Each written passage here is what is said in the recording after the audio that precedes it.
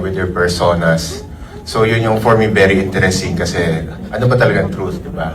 Is it the thing that we can see or is it the thing that it's hiding from us? Nakakakilig ang sweetness ng mag-real couple na sina Janine Gutierrez at Jericho Rosales sa ginanap na advance screening para sa kanilang first episode ng TV series na The Loyalty Game. Janine Gutierrez and Jericho Rosales!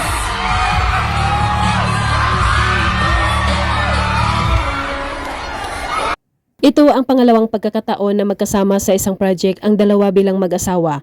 Ang TV series na The Loyalty Game ay patungkol ito sa pagtataksil at mapapanood ito sa Prime Video at ABS-CBN. Our cast of The Loyalty Game out this July 3, 2026. Mike Rivera, Pure. At matagal-tagal na ring nasundan ang una nilang project noon bilang mag-asawa, ang TV series na Lavender Fields, at siguradong aabangan at panunuorin ng kanilang mga tagahanga ang kanilang pagbabalik tambalan. Suspense thriller na The Loyalty Game ngayong July 3. Balik sa Agent Studio.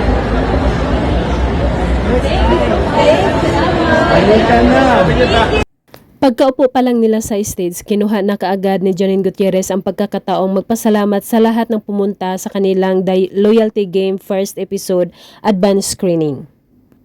Talaga, thank you so much for making time. Kasi syempre, we shoot these stories, pero para talaga to sa inyo and hopefully for somebody who needs to see it. Sumunod naman na nagpapasalamat si Jericho Rosales sa lahat na nagpapakita ng suporta para sa kanilang buong cast ng The Loyalty Game. Ayon pa nito, nirerespeto nila ang lahat ng mga opinion patungkol sa kanilang TV series. Thank you for having fun with us. We really respect your respect your opinion. That's why we're all here. So we all serve one great purpose.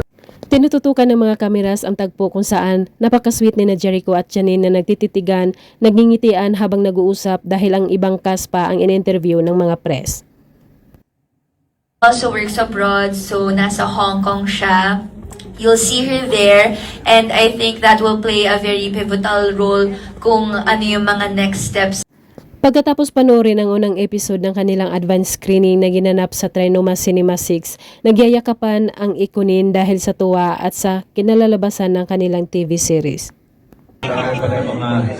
Well, marami pang hindi nag-upload eh. Diba? Marami pa. Oo, wala pa. Si Robbie, nakakita ba nakikita? Si Robbie din, wala pa. Pagkatapos ng yakapan ng dalawa, inabot ni Jericho Rosales kay Janine ang napakaganda at malaking flower bouquet.